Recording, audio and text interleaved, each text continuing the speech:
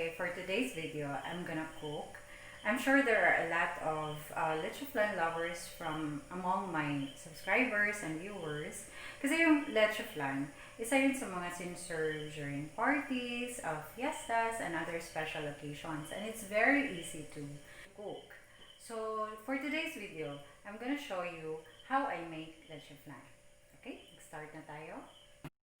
So, these are the ingredients that we need. So, 10 pieces na egg. Ito, egg yolk na to. Kasi sa leche flan, egg yolk lang naman yung kailangan natin. And then ito, 1 cup of evaporated milk. And then, 1 can of condensed milk, yung 380 grams. And then, vanilla extract and white sugar.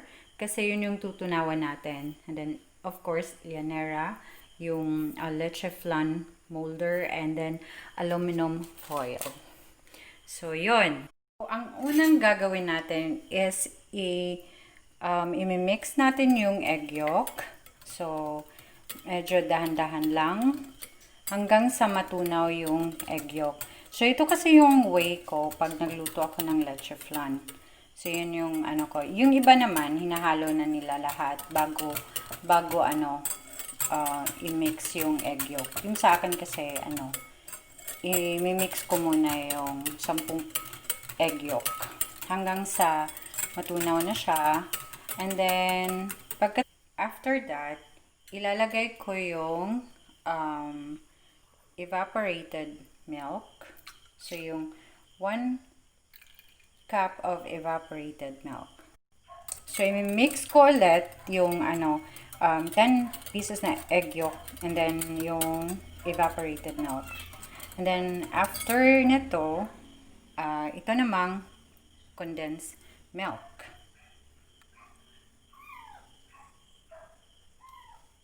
Yan. So, yan, i-mix ko na naman. Yan. I-mix ko na talaga lahat. So, haluin ko ng maigi.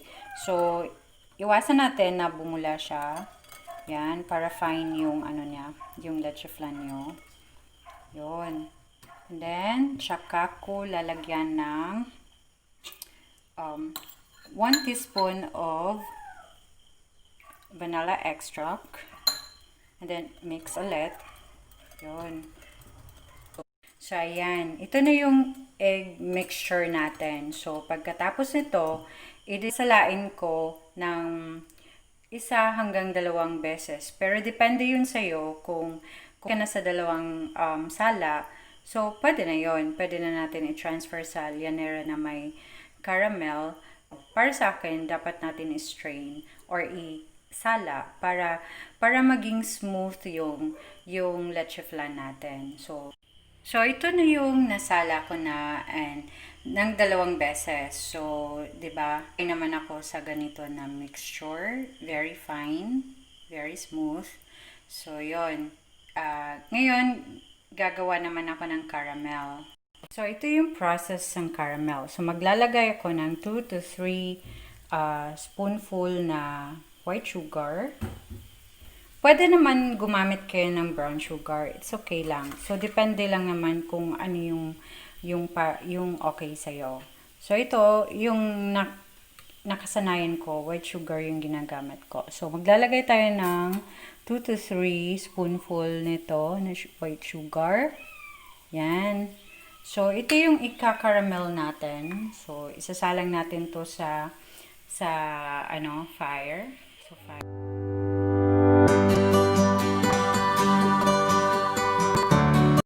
So, ito na ngayon yung caramel natin. So, lalagyan na natin to ng egg mixture.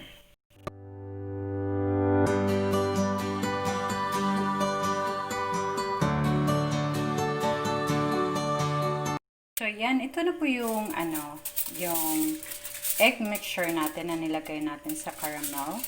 Then, balutin to natin ng aluminum foil. Ayan, nakabalot na siya ng maigi. So, isasalang na natin to sa steamer. Ayan. So, ayan, kumukulo na yung water sa steamer. So, ilalagay na natin yung binalot natin sa aluminum foil na egg mixture. Dahan-dahan lang kasi medyo mainit. So, ayun. Yan. Isa.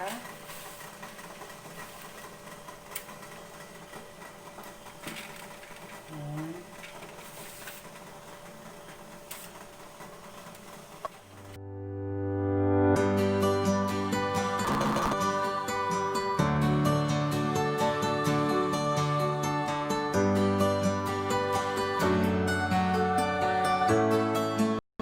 Ayan, lulutuin natin yung leche flan for about 40 to 45 minutes.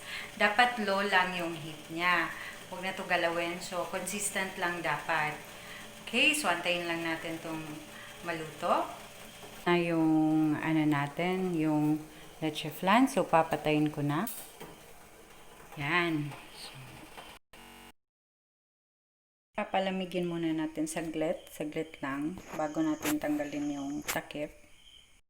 So yun, tatanggalin muna natin to isa-isa. Tapos pagka natanggal na itong takip niya, yung aluminum foil, tsaka natin siya papalamigin. Ayun. Yan, kailangan lumamig ito lahat. So, yan, maganda yung pagkaano niya. As in, very smooth. Tignan. Yan. Ito yung itsura nung yung finished product ng LECHEFLAN. So, yan. Papalamigin muna natin yan bago natin ilipat sa lagayan. So, yan. Yan yung itsura ng finished product niya. So, tara, tikman natin. Ha.